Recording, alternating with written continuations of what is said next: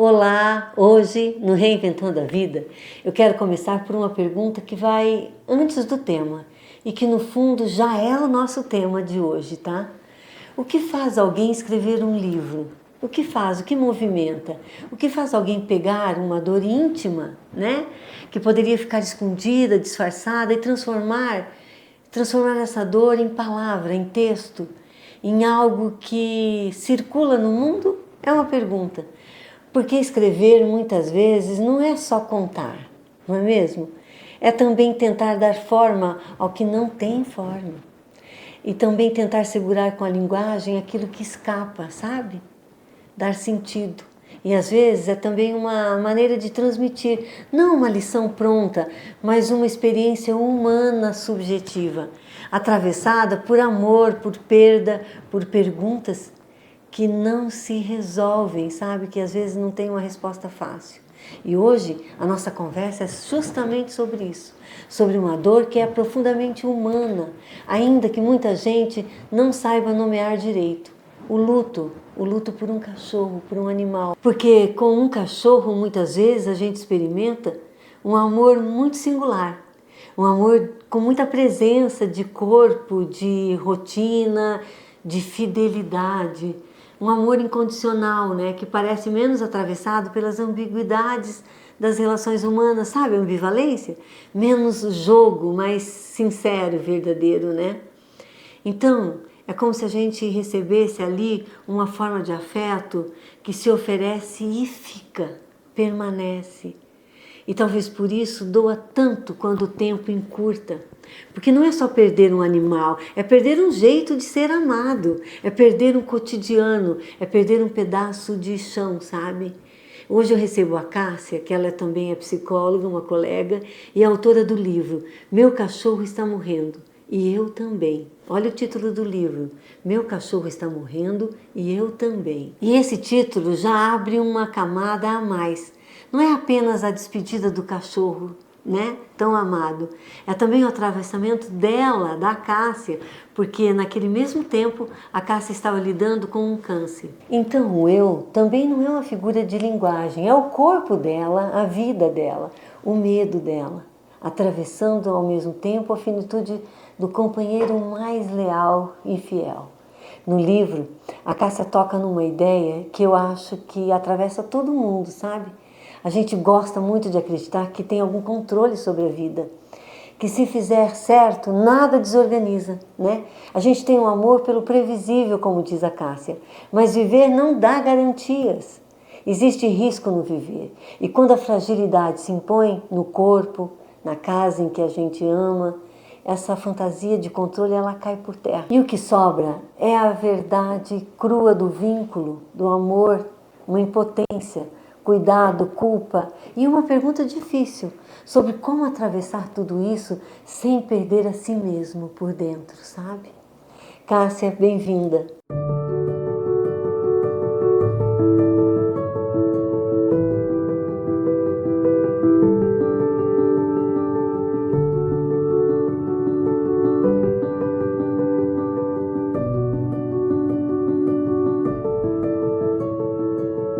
Meu Cachorro Está Morrendo e Eu Também, da Cássia Victoff.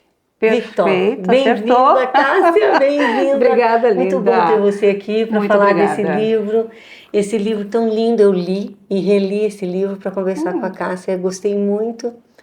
E como que foi essa história desse livro? Me conta um pouquinho, Cássia.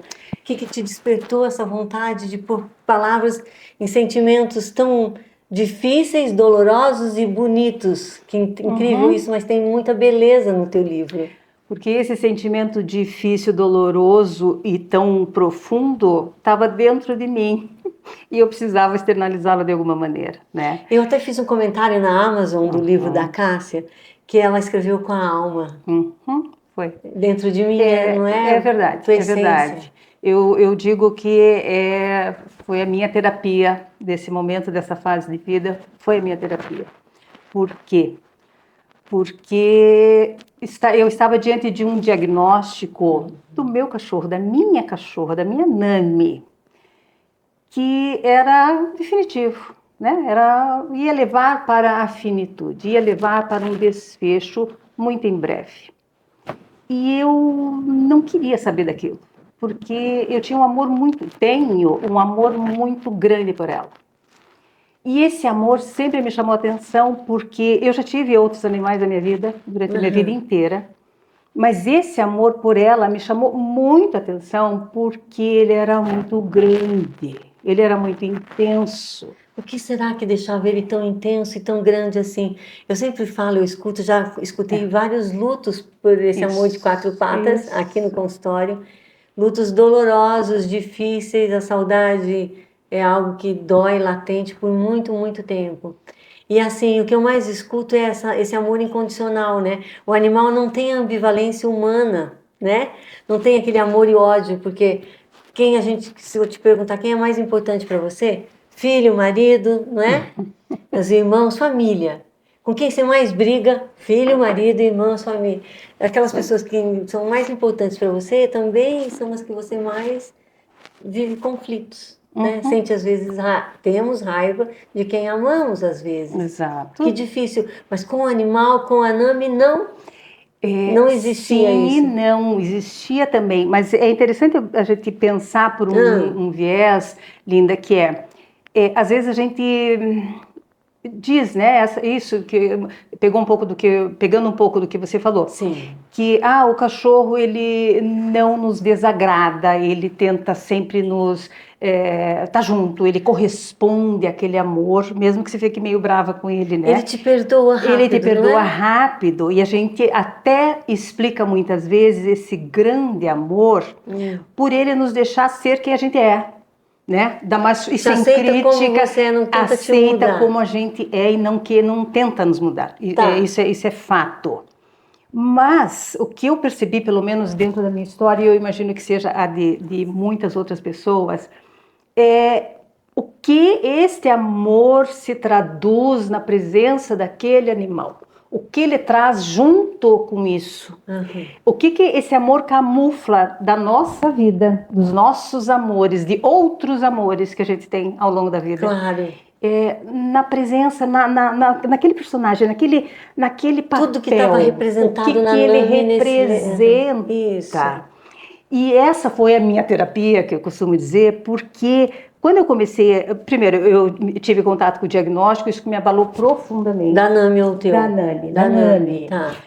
Eu já falo do meu. Tá bom. Para fazer um paralelo aí, até porque o livro fala exatamente disso, né? Meu cachorro está morrendo e eu também.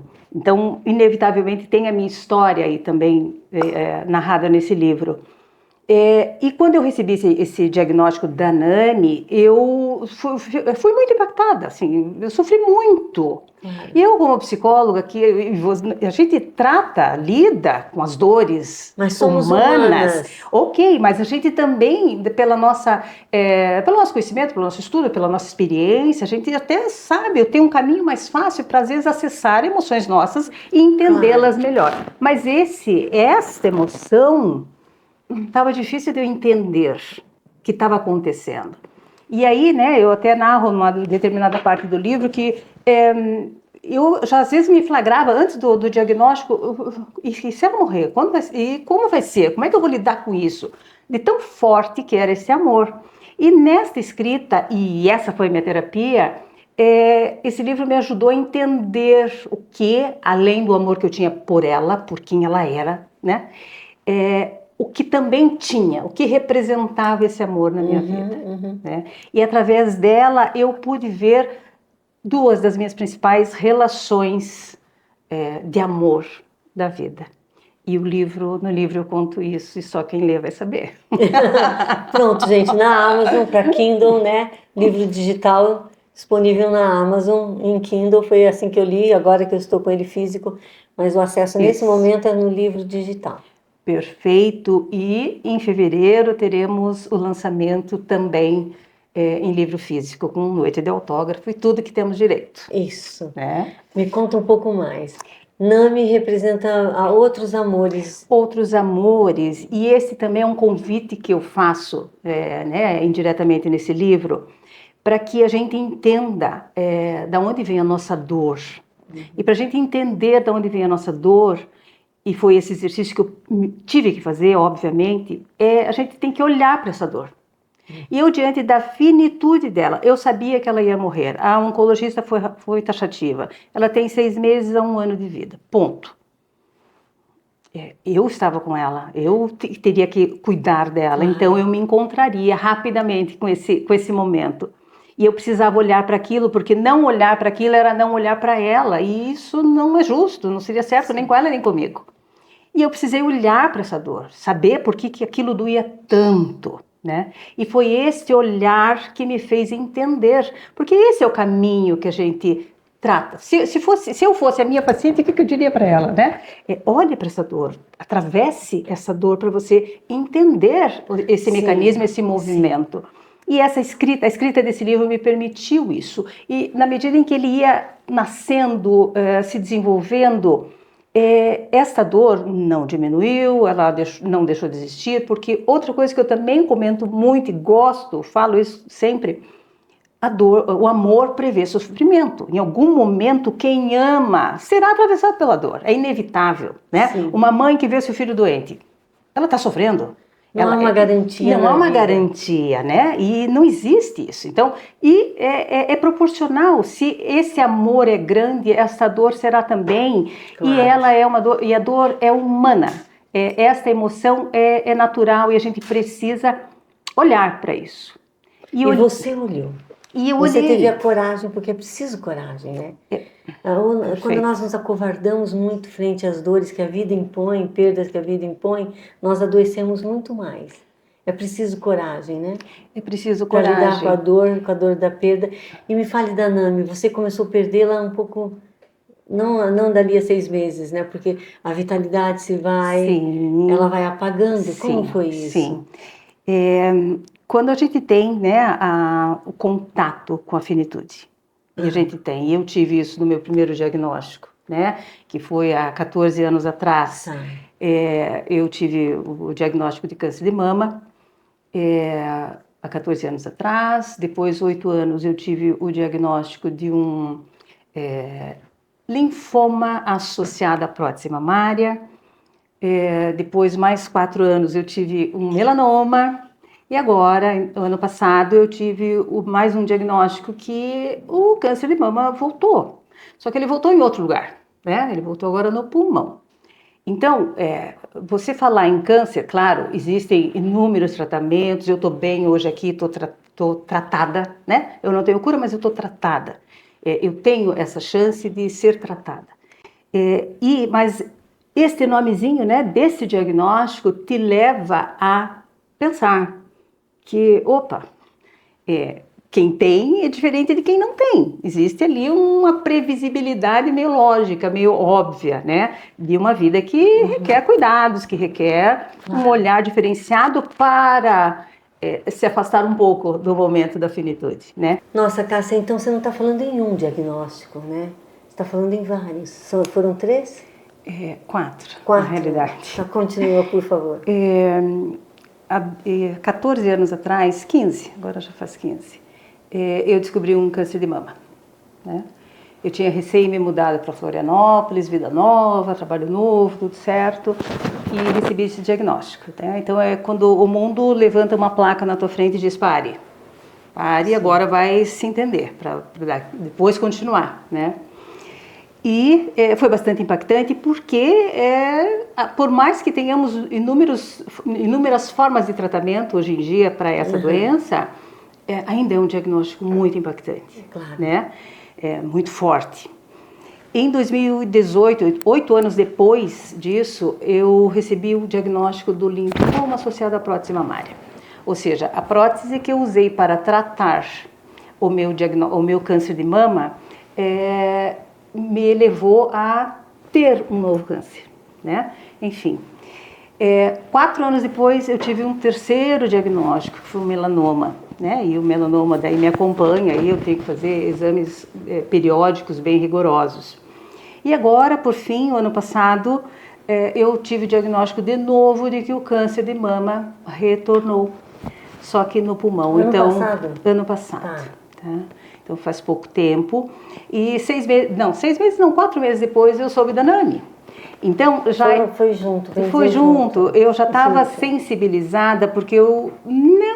Claro, a gente sabe que isso é possível, mas eu estava muito bem resolvida. Muito interessante o que você diz. Nós sabemos que somos mortais, que somos finitos, mas parece que duvidamos disso. Lacan, que fez uma releitura da obra de Freud, ele fala muito disso, né?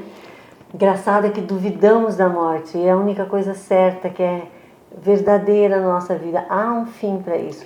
E se não houvesse um fim, toda a ciência estaria lidando para pôr um fim, porque seria insuportável viver para sempre, né? Infinitude, não finitude, seríamos todos mais malucos do que somos, não? Nossa, tentando muito pôr um mais. fim nisso. Então, esse viver, a natureza tem seu saber aí. Sabedoria, sim, a natureza é sábia. Mas você teve um encontro com a tua própria finitude e depois em seguida com a da NAMI. Com a da NAMI. Podemos duvidar, mas a vida nos põe de frente com essa questão, não é? E tanto para a NAMI quanto para mim, nos primeiros diagnósticos, a morte estava bem distante. A finitude estava bem distante. E era como as pessoas vinham e diziam: nossa, Cássia, eu soube do teu diagnóstico. E eu dizia: mas eu estou ótima, está tudo bem. Sabe, não era pesado aquilo para mim, porque eu tinha certeza da minha continuidade, assim, da minha vivência e da minha superação. Então, quando veio esse quarto diagnóstico e o retorno do primeiro, me impactou bastante, porque eu vi que eu não estava tão segura assim como eu achava que estava, né? E na sequência veio o diagnóstico da NAMI, foi 2 assim, pauladas, pertinho, e isso me assustou bastante. E daí eu precisei, obviamente, me encontrar, realmente, a finitude está aí para todos, mas no meu caso mais sensivelmente, porque eu estou impactada de outras formas. Você acha que o diagnóstico da NAMI fez você reviver os teus 4 diagnósticos? Sim, fez, porque você recebe de novo o diagnóstico, você recebe de novo a ideia do tratamento, você recebe de novo a informação de que vamos tentar tratá-la. No caso dela, era paliativo, né? Então não tinha cura, não tinha um tratamento em si. Era para deixá-la viver melhor. Essa foi a característica do tratamento, né? Então, ou seja, era inevitável e era próximo. E isso me fez escrever esse livro, porque eu precisava dar vazão para tudo aquilo que estava aqui dentro. E tudo aquilo que estava aqui dentro passava pela NAMI, mas passava essencialmente por mim. Claro, claro. E isso que eu bato um pouquinho nessa tecla de que a gente pode revisitar esses amores pelos animais, e a gente os ama por quem eles são, pelo que eles significam. Obviamente, eles têm um valor inestimável, mas outros amores se atravessam nisso, e não só nos animais, né? Numa amizade, num casamento, no parceiro, esses amores são contaminados por outros, e a gente precisa entender cada um deles, para não confundir papéis. As projeções, você As projeções, perfeitamente. Claro que sim.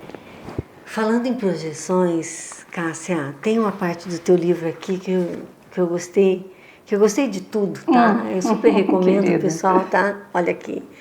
Quem ama um animal como parte da vida precisa aprender a funcionar mesmo com o peito rasgado, né? E foi ali, diante da notícia sobre a NAMI, que comecei a revisitar a minha própria história com a doença. Quem ama um animal, quem ama, na verdade, né? Isso. Quem ama, não é mesmo? Quem ama alguém, quem ama algo vivo, tem que aprender a lidar com esse peito rasgado. Quem interage com amor e vive esse amor, tem que aprender, porque o peito, a vida não espera você consertar esse peito rasgado para daí lidar com a dor do outro, de quem você ama, que está ali na tua frente. Então, sim, genericamente falando, eu falo das nossas interações, das nossas relações de amor ao longo da vida, né? E que temos desde sempre. E que muitas vezes abrimos mão de olhar integralmente ou legitimamente para essa dor, para suportar a nossa, para primeiro tratar a nossa. E às vezes a vida pede que lidemos com as duas coisas ao mesmo tempo, o meu peito aberto e a dor de quem eu amo, o sofrimento, a finitude de quem eu amo que está se aproximando. Claro. Né? E realmente isso exige de nós uma capacidade de lidar com essas variáveis, com a gravidade, com a importância dessas emoções, Sim. que não há outro meio saudável a não ser que olhemos para isso e verdadeiramente aceitemos que isso faz parte da nossa vida, faz parte da relação que nós mantemos com alguém que a gente ama. A dor faz parte, eu preciso olhar para isso e mais do que isso, muitas vezes a gente cria uma esquiva experiencial para que porque a gente acredita que não vai dar conta daquilo. Tá. Mas a gente precisa entender que sim, a gente vai dar conta a partir do momento que eu aceito, a partir do momento que eu encaro, a partir do momento que eu vejo. Isso faz parte dessa história.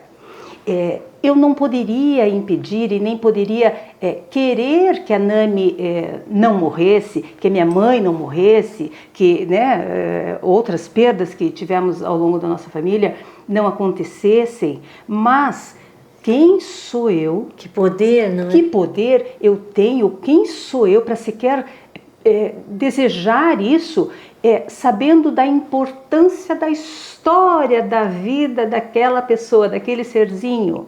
Né? A Nami teve um diazinho para nascer, foi um dia importantíssimo, e teve o diazinho dela de vida para finalizar esse ciclo. E aí que está a beleza, quando a gente olha para a vida daquela pessoa, daquele ser, entendendo o ciclo dela, e que aquilo não fala de mim, não fala da minha dor, não fala do meu desejo, não fala do meu querer, mas fala da história dela, e eu preciso respeitar ao máximo, ainda que me rasgue o peito inteiro. Esse rasgar o peito inteiro, como foi os cuidados paliativos com a Nami? Foi um momento de despedida? A todo momento. A todo momento, né? A todo momento, porque você nunca sabe, né, se ela vai estar ali amanhã. Né? Eu fiquei pensando em algo que, não sei se com essas palavras você cita no livro, viu? Que eu li mesmo. Eu vi, que lindo. Você diz algo assim de que há um momento que não se trata de tentar salvar, mas de cuidar, né? De amparar nessa dor, nesses cuidados paliativos, né? Uhum. Que isso ajuda muito mais do que a negação, né? Muito mais. Do final. E para ilustrar de uma forma bem interessante isso que a gente está falando, Linda, a gente optou pela eutanásia, o último dia dela, porque que bonito. Ela estava num sofrimento muito grande, né? A oncologista também sugeriu, porque o sofrimento estava muito grande na respiração, o dia a dia dela estava demais para ela, né? E a gente sabia que era uma questão de horas somente. E naquele dia, melhor, naquela manhã, ela insistiu, andando daquele jeitinho, ela insistiu para descer uma escada e ir para o quintal da casa, para um lugarzinho que era inicialmente o lugar dela. Mas que até então, pela doença, ela não ia mais, pela falta de condição de descer a escada. Sim. Né? Então ela ficava numa outra parte. Então foi um esforço ali. Um esforço. E naquele dia, que a gente já tinha decidido que seria o dia dela, e naturalmente seria de alguma forma, mas a gente não correu o risco de esperar. Né? Ela insistiu para ir para lá e eu disse, Nami, não venha, é para lá, você quer fazer xixi? Vamos para lá, para o outro jardim, aqui senão vai ser difícil descer. E ela tinha 40 e tantos quilos, eu não conseguiria. E ela, de uma forma surpreendente, ela forçou a cabeça e ela insistiu para descer, e eu tentei de novo e ela insistiu para descer. E aí eu entendi, claro, era o lugar dela, ela precisava buscar o lugar dela. Porque ela né, instintivamente, ela sabia desse desfecho, ela sabia que ela precisava ter o lugar dela de repouso, de descanso. E eu entendi ali que eu precisava ouvir o que ela estava me falando. Atender esse pedido. E aí eu chamei o César, chamei as pessoas que podiam me ajudar para a gente descer ela pela escada, para que ela não tivesse dor. E aí ela foi, buscou a grama, deitou, repousou, ficou tranquila até a chegada da médica. Mas É disso que a gente está falando, Ela teve dessa escolha leitura, nesse final, né? dessa leitura, da sensibilidade pelo outro, por quem está sofrendo, né? Acima do meu querer. Eu era muito mais simples e mais lógico, mais coerente, menos sofrimento para ela e para o jardim da frente, mas não era. Não era disso que a gente estava falando, que ela estava tentando me falar. Ela estava falando de uma necessidade dela. Um pedido e a gente até. precisaria, a gente precisa entender isso quando o outro está numa Isso situação no humano assim. também acontece, né? E o humano não tem o direito à eutanásia como os animais têm. Por que deixar sofrer, né? Eu acho que isso é um ato de amor, sabe? A eutanásia. Claro que no humano é muito mais complexo, não vou nem entrar porque Claro. as pessoas não são só boas, nós temos muitas pessoas perversas que tentam eliminar o outro de alguma maneira, então é mais complexo no que se tratando do ser humano, certeza. por toda a questão da ambivalência, enfim, da estrutura psíquica. Mas no mundo dos quatro patas, dos animais, isso é possível, né? Essa morte digna, eu digo, isso é morrer com dignidade, amparo e cuidado, não é? Isso. Você deu essa dignidade, Anani? De todas as formas tentamos fazê-lo e eu acredito que sim, minimamente dentro das possibilidades dela foi a gente acredita que foi realmente o melhor para ela. E essa é a parte difícil, né? Porque você tem que abrir mão do teu tempo. Eu, por mim, gostaria que ela ficasse muito mais tempo com a gente, mas não dava. Por ela, não dava mais. E a gente teve que entender isso. Diferente das 4 diagnósticos que você teve, você continuou tratando, conseguiu tratar, voltou em outro momento, você tratou, e agora como que você está? Sabe que algumas pessoas têm me chamado a atenção, porque eu digo às vezes, porque o meu câncer, e algumas pessoas próximas dizem, vamos olhar um pouquinho para essa frase, porque o meu câncer... e eu estou olhando mais para essa frase agora, para essa fala, porque, está lá, eu não tenho como lutar contra isso, a não ser seguir o protocolo médico, a risca. Você está seguindo? Estou me cuidando e tudo mais, mas é um corpo que está aqui, que está respondendo, eu tenho câncer, eu estou doente, eu estou, né? E eu não preciso, eu entendi, assim, claramente, de uma forma bastante tranquila, que eu não preciso marcar isso, mais do que por si só já está marcado, né? Eu tenho uma vida, eu tenho saúde, eu tenho disposição, eu posso fazer tudo, né? Claro. Então, também entender as mensagens que eu passo para mim mesma está me fazendo pensar bastante sobre isso. E esse livro foi uma dose grande de uma medicação boa, não? Foi terapia na veia. Foi terapia na veia. Esse livro me ajudou muito. Ele curou a minha dor? Não. Ele tirou a minha dor? Não.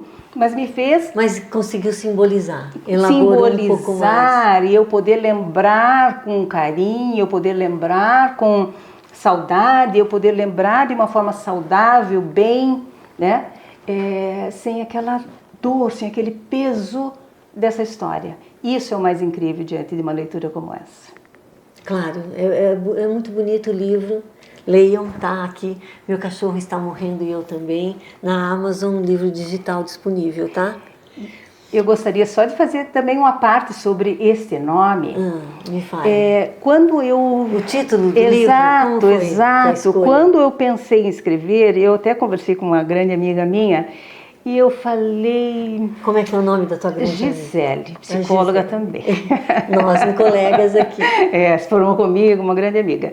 E eu falei, Gisele, estou passando por isso agora, inclusive estávamos juntas pelo momento, né? E eu vou fazer um vídeo, eu vou falar e eu já tenho um nome, que é Meu Cachorro Está Morrendo e Eu Também. E ela me olhou, ela falou, não é um vídeo, você precisa falar mais disso, né? Eu falei, eu preciso falar mais disso. E sim, eu precisava externalizar essa história que é minha. E por diversas vezes as pessoas me questionaram sobre esse tema, mas Cássia, esse título, Cássia, que título pesado, Meu Cachorro Está Morrendo. Algumas pessoas leram, nossa, né? E eu não consegui mais mudar esse tema, porque era isso, essa história. Eu achei, olha comigo aqui, né? Meu cachorro está morrendo, eu também. A gente podia traduzir isso aqui. Meu cachorro é finito e eu também.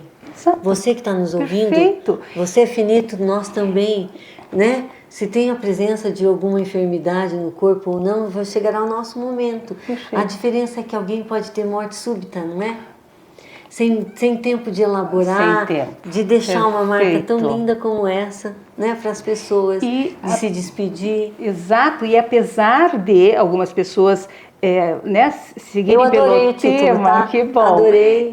Não é um livro sobre a morte, pelo contrário, é um livro sobre a vida. Sobre amor. É sobre amor. Então, isso que foi o mais incrível de tudo isso, e eu não quis tirar esse título e não vou trocar, ele faz parte dessa história, e é essa história que vai prevalecer, porque é a pura verdade. Meu cachorro estava morrendo, eu tenho esses diagnósticos, mas eu sou humana e por si só eu estou morrendo, né? Só por sê-la eu estou morrendo.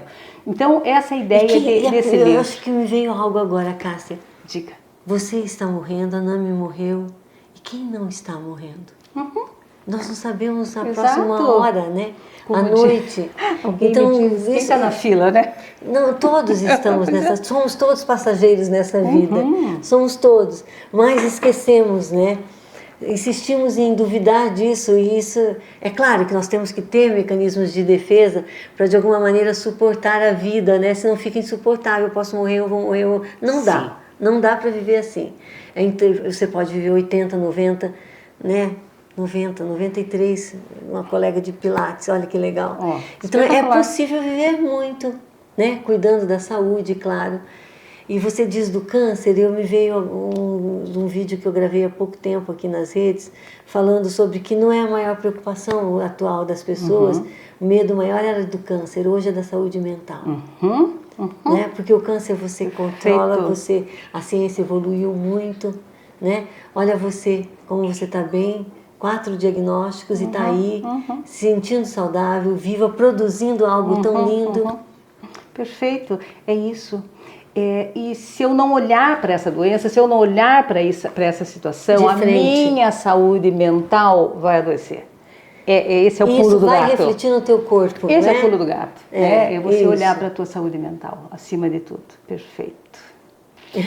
Obrigada por estar aqui comigo, Linda, trazer essa mensagem. O prazer foi todo meu. Fiquei muito feliz de estar aqui hoje com você. Fiquei muito feliz pelo teu retorno sobre esse livro e estou muito feliz por você ter gostado. Gostei. E esse livro ter tocado de alguma maneira. Me tocou porque acho que fala de algo que é uma mensagem que eu sempre tento transmitir e você transmite lindamente. Somos todos finitos, estamos todos na fila. Então, assim, o que você está fazendo com a tua vida? Isso. Quais são as tuas escolhas? Que tipo de marcas, que tipo de saudade você quer deixar, não é? Perfeito. Obrigada, Cássia. Eu que te agradeço. Foi um prazer estar aqui e será um prazer te acompanhar em todas essas jornadas que eu estou vendo bem de pertinho e estou adorando. Então, assim, você teria alguma mensagem, resumindo assim para as pessoas, dessa tua experiência, desse remédio que você construiu? Eu tenho, assim como você tinha a sua frase aqui, eu tenho a minha frase aqui. Diga. Quer ler? Posso ler? Não, eu acho que é a sua. Tá. Fale. O amor vivido nunca se perde. Esse é o tema que a gente tem medo de perder, né? A gente tem medo diante da finitude de que a gente vai perder aquilo que a gente já viveu.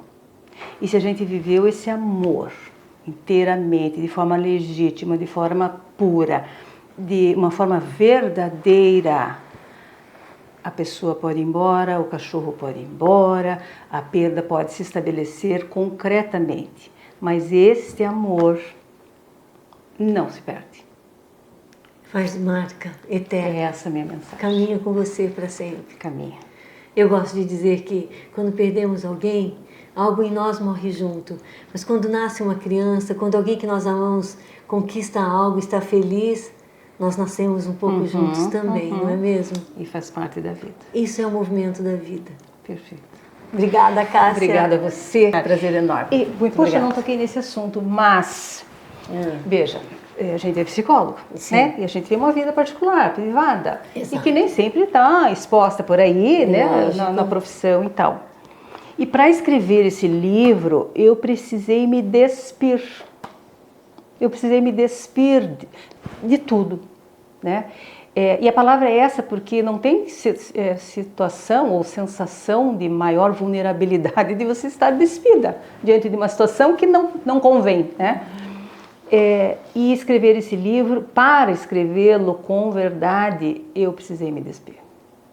E quando eu me autorizei a fazer isso, independentemente do lado profissional, você diz? De expor a minha vida, de expor as minhas dores, de expor as minhas fraquezas. Sim. Você já leu um livro do Yalo, como é que é? Uma Questão de Vida e Morte? Não li, mas já vou ler. Pelo seu interesse, eu já vou ler. Ele é lindo. E você já leu A Morte é um Dia que Vale a Pena Viver? Sim, da Ana Cláudia Quintana. Tá, esse livro, Uma Questão de Vida e Morte, esse é um livro que eu tenho em casa, não tenho aqui no consultório. Mas é um livro para ter na cabeceira, né? O Irving Diallo é aquele que escreveu Quando Nietzsche Chorou. Certo. Sabe? Vários livros dele são bons, ele é um psicólogo. E a mulher com câncer, você vai amar. Porque ela com câncer também, ela luta. Mas chega lá um momento que ela chama a família, os filhos e fala: eu quero decidir até onde eu aguento isso. A dor e toda a questão que você passou com a Nami. Perfeito. Que ela não falava, mas ela te comunicou tudo. Tudo, né? Tudo. Então, assim, o livro é muito lindo nesse sentido, sabe? E ele se coloca também, ele se despe ali. Exato. Da coisa. E até na clínica dele teve um efeito, sabe? Tudo que ele estava vivendo, sabe? De acolher mais o paciente. Vale a pena ler, tá, Cássia? Mas com certeza, com César, certeza. Você também, você vai gostar. Muito com lindo. Certeza. Uma Questão de Vida e Morte. Com certeza, é para já. Que mais? Deixa eu te fazer uma pergunta. Por que algo te impactou? Porque eu me identifiquei em vários pontos, assim. Eu acho que cachorro. Toda pessoa, não só cachorro, mas em vida também, de pessoas que já se foram, né? Pessoas que você já perdeu. Eu lembrei dos meus avós, a Linda sabe o carinho que eu tenho por eles, né? Eu lembrei do meu cachorro, obviamente. Lembrei das minhas filhas, do nascimento, né? Que nasce junto. Então, todo mundo perdeu alguma coisa ao longo da vida. E na tua fala a gente vai identificando e tal. A Linda falou muito, lembrou também dessa questão da finitude. A gente é finito e ela sempre fala isso. A gente duvida disso. Não é que a gente duvida, a gente esquece. Não, a gente duvida muito. Não, eu não duvido. Não, esquecer pode. Né? Não pode duvidar. Eu lembro quando eu era pequena, eu falava para meus avós. Porque ele te autoriza a viver mais, sabe? Eles iam viver para sempre. Vai negociando. Começa a negociar. Entende? Então tudo isso a gente vai lembrando, tipo, é verdade, a vida é passageira. Aí você falou do teu filho, que ele já tá com 28 anos, que você nem viu, que você vai ter que deixar ele. Eu não consigo me imaginar hoje sem elas, entendeu? Então coisas que a gente põe uma negação, assim. Mas eu não contei. Tem que lidar com isso para deixar elas ir. Exatamente. Eu falei um pouco do meu filho aqui, mas não falei alguns detalhes. E pegando esse gancho, até com a tua experiência, o meu filho saiu de casa várias vezes. Com 14 anos, ficou na Inglaterra um pouquinho, um mês, depois ficou um tempo nos Estados Unidos, depois um tempo na Alemanha, depois um tempo em Portugal, depois voltou e depois foi definitivamente para Portugal. E todas essas idas e vindas, claro, né? Vai ficar com muita saudade, vai sentir, mas a gente sabia que ele ia voltar. Quando ele foi em definitivo, que ele foi com a namorada, daqui a pouco, mulher dele, para uma vida, para um trabalho, para uma moradia, para Portugal, e foi definitivo, rasga o peito de novo. Rasga o peito, porque... Você pode até ficar orgulhosa. Sim, feliz, mas dói. Fico. Só que é inevitável. De novo, você tem que olhar para isso e a tua filha vai ter que sair de perto de você. E graças a Deus ela vai ter que sair e você vai deixar. Porque ela tem a vida dela, assim como um dia você saiu de perto da tua mãe e do teu pai. Mas, Cássia, entende? Você não se aproximou mais do César? Com certeza. Porque eu já estou assim com o Jacques e ele comigo. A gente já está assim, retomando alguns programas de namoro que a gente não tinha abandonado. Mas não faz parte. E é a coisa mais incrível. Ele nunca me falou, mas eu tenho certeza que ele adora saber que a gente tem programa junto, a gente está trabalhando junto e viaja junto e sai junto. Que ele está entendendo, os meus pais estão vivendo a vida deles e eu tenho que viver a minha. Isso. É perfeito. Eu estou autorizada a viver a minha, eles estão bem. Né? E essa autorização é a mãe que dá. A gente dá. Nossa, dá pra gente fazer outro podcast. Dá. Já agradecer a Cássia por essa conversa tão linda, tão corajosa, né? Pela coragem de tornar público o que tanta gente vive em silêncio e por sustentar na escrita aquilo que a vida às vezes deixa sem palavras. Muito obrigada, Cássia. Lindo livro. O seu livro toca num ponto que é decisivo, sabe? Não exigir do corpo aquilo que ele já não pode dar. Nem do nosso corpo, nem do corpo de quem amamos. E isso muda tudo, porque em momentos assim, o cuidado deixa de ser uma tentativa de controlar a vida e vira outra coisa. Vira o último gesto de amor. Cuidar não é preservar a vida a qualquer custo. Cuidar é preservar a dignidade. É oferecer presença quando não há força. É respeitar o tempo do corpo. É permitir que a passagem seja o mais humana possível. E quando chega a hora, que a despedida também seja digna. Estou até emocionada, mas é lindo isso, né? Dignidade no fim. E tem uma verdade que atravessa a nossa conversa hoje. Em algum momento, a vida vai nos colocar diante disso. Todos nós, mais cedo ou mais tarde, vamos precisar ser cuidados. E suportar ser cuidado também é um trabalho psíquico, sabe? Aceitar limites, aceitar ajuda, aceitar que não se vive só de força. É impossível. Se esse episódio te tocou hoje, talvez seja porque você conhece esse amor e conhece essa dor. E ainda assim, pode existir um caminho, o de cuidar sem violentar o corpo, o de amar sem exigir o impossível, o de se despedir sem transformar a despedida em culpa. Obrigada por estar aqui. Se algo te tocou hoje, acolha com cuidado, tá bom? Lembre sempre, só transformamos o que conseguimos enxergar. Até a nossa próxima conversa, um grande abraço.